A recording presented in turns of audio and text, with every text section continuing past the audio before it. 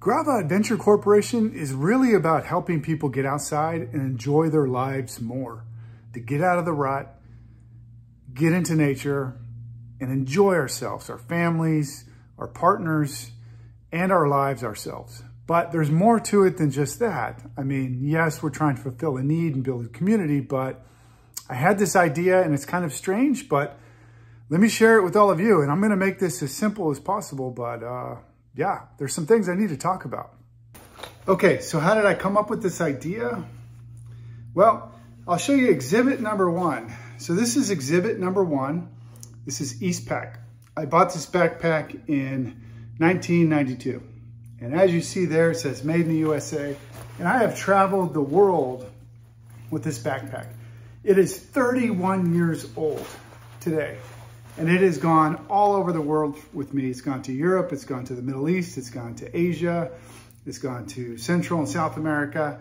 It's held up, it's been sturdy forever, forever. Let me show you exhibit number two. All right, apologize for the yard work noise. This is exhibit number two. This is my 1992 Ford F-250. 31 years old also. And on the back, let's go ahead and show it. Kansas City assembly plant. Again, made in the USA. So let me get away from the yard hustlers here. Now I know what you're saying. Here's another guy rambling on about the past of yesteryear and how things used to be made in America and all that, and nothing's gonna change. I get it, I totally understand, but that's not what I'm talking about. I'm talking about something that made me move in this direction so much that I'm taking on all this debt to try to start a company to try to affect change. So let's get into the history a bit. So we have two regions that we're going to talk about, and specifically we're going to be talking about region A, because I don't want to get in YouTube trouble, but region A is pretty much, you know, North America.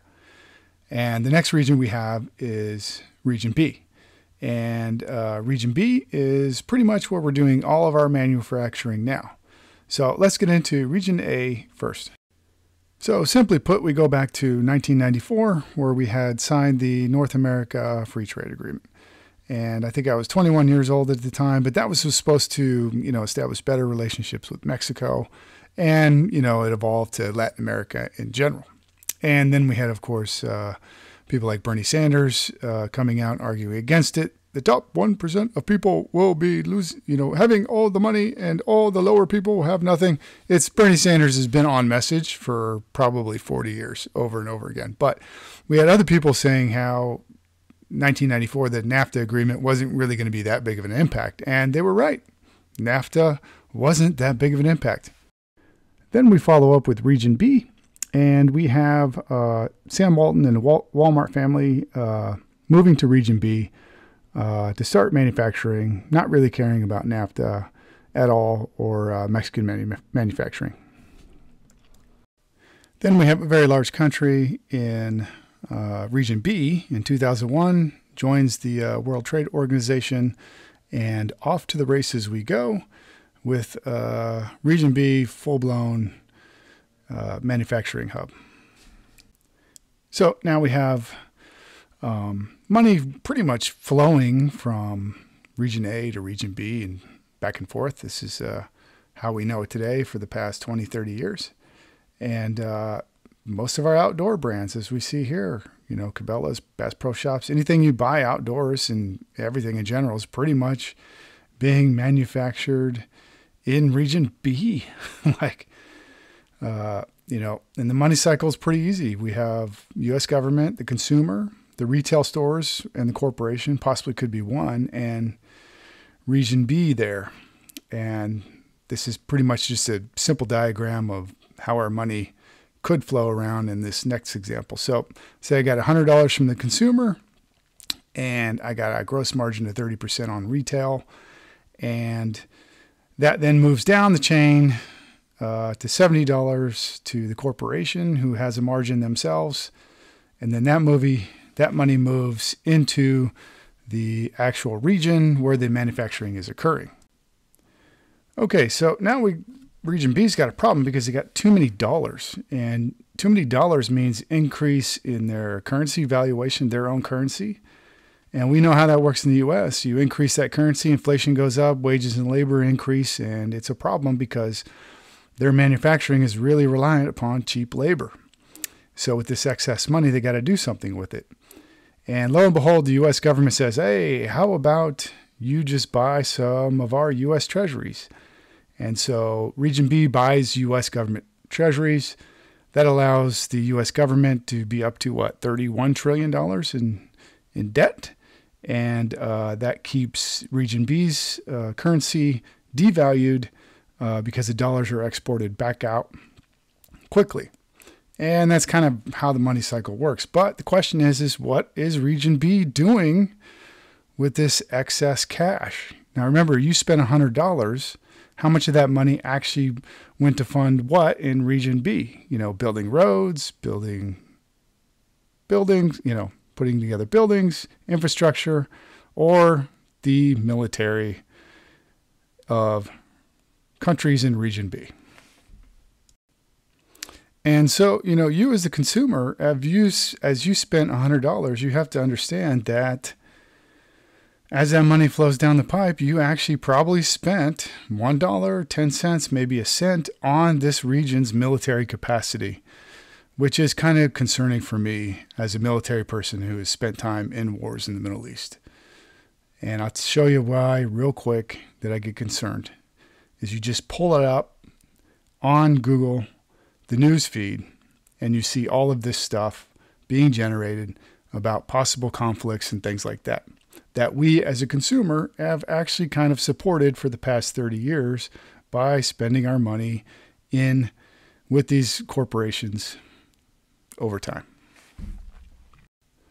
Now, you as a consumer probably think to yourself, like, what the hell am I supposed to do? Like, this is me at Dick's Sporting Goods looking to buy some hiking shoes to make a video with. And guess what? All of these shoes are made in Region B. We don't really have a choice as a consumer. The corporations make the choices for us. I mean, we do have a choice. We could just decide not to buy shoes, maybe. And so back to me talking again. So that's kind of the problem that I see is like, we don't really have a choice as a consumer. I mean, you say, Aaron, what are you going to do about it? Like, you know, you have to buy stuff. And one of the problems is when we move to cheap labor and cheap manufacturing, it really suppressed wages in the United States and workers' wages by keeping goods and services cheap. You know, and, you know, it's a really difficult thing to look at because you go into these outdoor stores and stuff, most things are made in Region B, like I talked about there. And your money that you're spending is flowing eventually to Region B and supporting these things. And you have no say in how a country uses money that it makes. Maybe they spend it all on military. And then you start seeing in the news about possible conflicts and things like that that could be coming up in the future, or destabilization. And we as a consumer kind of blindly supported those efforts. And I say blindly because, you know, we're just consuming. We're not really thinking, and not thinking has consequences. And I worry myself about my kids being stuck in the next 3 or 4 years at military age into one of these conflicts that was not produced by us, because these conflicts don't do anybody any good. So what are we trying to do at Grava? Well, we're trying to move manufacturing into Latin America and North America, pretty much all of the Americas, to and be a little bit more responsible where a consumer spends their money and goes. Because right now, what Grava is trying to do is give you a choice. You have a choice between buying something that's made in Region B or buying something that's made in Region A. For example, Colombia, which is where I'm working now, we make these great outdoor rucksacks or backpacks in Region B in Colombia. Very friendly country to the United States. We're making bikepacking bags in these areas.